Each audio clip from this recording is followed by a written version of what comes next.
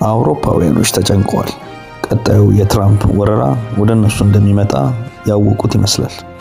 ለዚህም የኖርዌይ ጠቅላይ ሚኒስትር ይህ የኛ ጦርነት አይደለም፣ ጦርነቱን እኛ አልጀመርንም በማለት ዛሬ የኖርዲክ ሀገሮች ስብሰባ ላይ በግልጽ ለትራምፕ ያላቸውን ተቃውሞ የተናገሩት።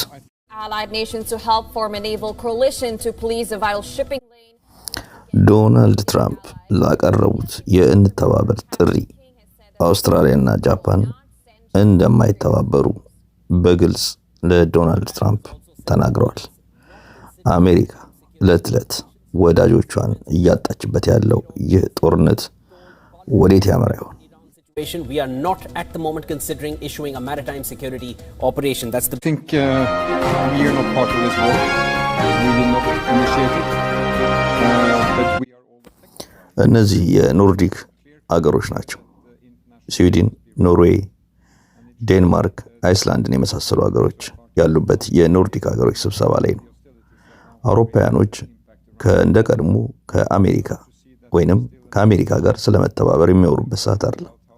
አሁን የአሜሪካው ፕሬዝዳንት ዶናልድ ትራምፕ ያገኙትን ወይንም የሚመኙትን ሀገር ከመውረር ወደ ኋላ እንደማይሉ የገባቸው ይመስላል። ይህ በወዳጅ ሀገሮች እንኳን ትካዜና ሐሳብ ውስጥ እንደከታቸው ማሳያ ነው። የኖርዲክ ሀገሮች ዛሬ ባደረጉት ስብሰባ ለአሜሪካ ግልጽ መልእክት ተናግረዋል። በዚህ የኖርዲክ ሀገሮች ስብሰባ ካናዳም ተሳትፋለች።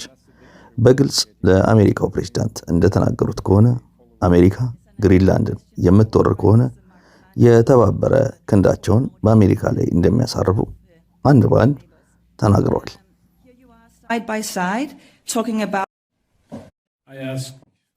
በዚህ የኖርዲክ ሀገሮች የፕሬስ ኮንፈረንስ ላይ ጋዜጠኛው ይህ ጦርነት የኢራንና የአሜሪካ ጦርነት የማን ጦርነት ነው ብሎ ይጠይቃቸዋል። በዚህ ጉዳይ ተነጋግራቸዋል ብሎ ለሚጠይቃቸው ጥያቄ የኖርዌይ ጠቅላይ ሚኒስትር የሚመልሱትን እንስማ። የኖርዌይ ጠቅላይ ሚኒስትር እኛ ይህንን ጦርነት አላስነሳ ነው፣ እኛ የዚህ ጦርነት አካሎችም አይደለንም፣ ነገር ግን የዚህ ጦርነት ገፈት ቀማሾች እንደሆንን እናውቃለን በማለት ቆፍጠን ያለ መልሳቸውን ነበር የመለሱት። እኛ ይህ ጦርነት እንዲቆም ወይንም ሁለቱ ጦርነት የሚያደርጉ አካላቶች ወደ ጠረጴዛ መጥተው እንዲነጋገሩ እንፈልጋለን። ምክንያቱም በዚህ ጦርነት ዓለም ወይንም ሁላችንም እንደምንጎዳ ስለምናውቅ። በተረፈ ግን እኛ የዚህ የጦርነት አካል አይደለንም።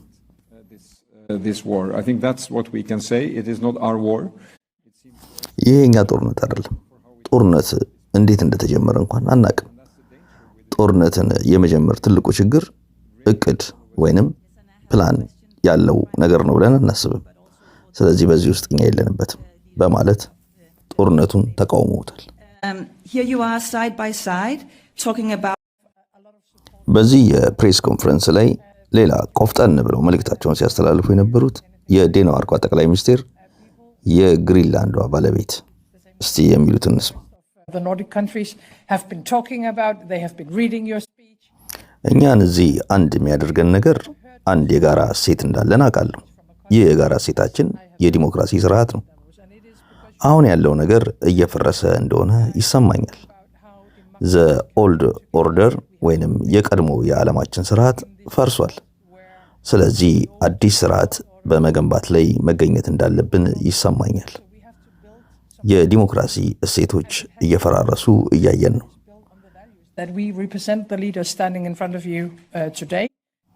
ከአሜሪካው አስተዳደር የሚመጣብን ጫና ቀላል አይደለም። የአንድ ሀገር ሉዓላዊነት መከበር አለበት። ይህ የህዝቦች የመምረጥ ፍላጎት መከበር አለበት። የግሪንላንድ ህዝቦች ውሳኔ መከበር አለበት።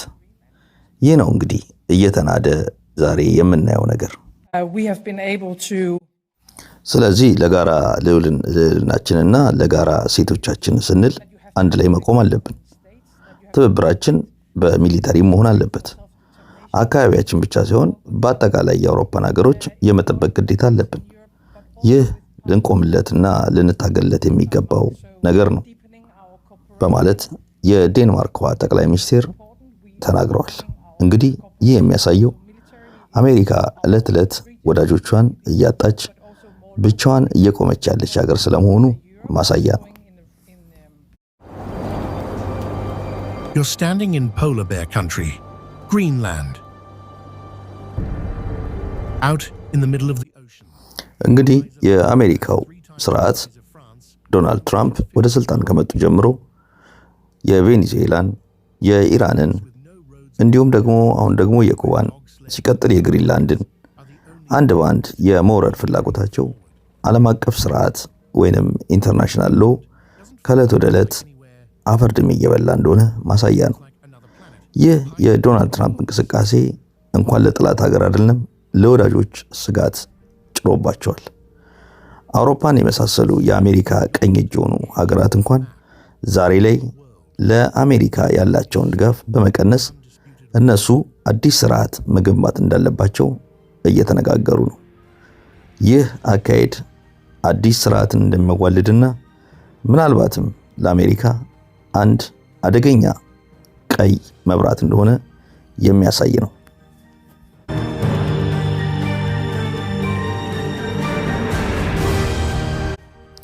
እንግዲህ የዓለም ስርዓት እንደፈረሰ ወይንም እንዲፈርስ መፈለጋቸውን የሚያሳይ ብዙ ምልክቶች ሲኖሩ ዶናልድ ትራምፕ ከዚህ ቀደም ቦርድ ኦፍ ፒስ የተባለ ዩናይትድ ኔሽንን የሚተካ አንድ ኦርጋናይዜሽን እንዳቋቋሙና የዚህም ሊቀመንበር መሆናቸውን ተናግረዋል።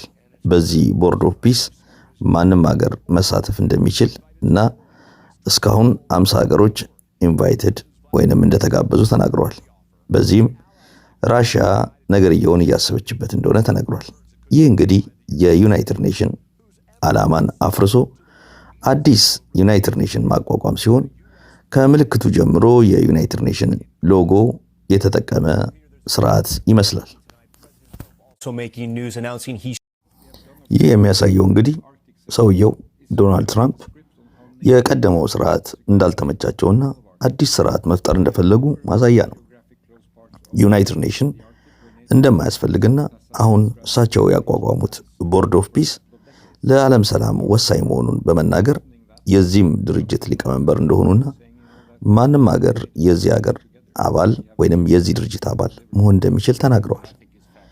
ከዕለት ወደ ዕለት የዶናልድ ትራምፕ አካሄድ አይደለም በጠላት ሀገር ለሚፈርጇት አሜሪካ ለወዳጆቻቸውም ለአውሮፓውያን ጭንቀት ሆኖባቸዋል።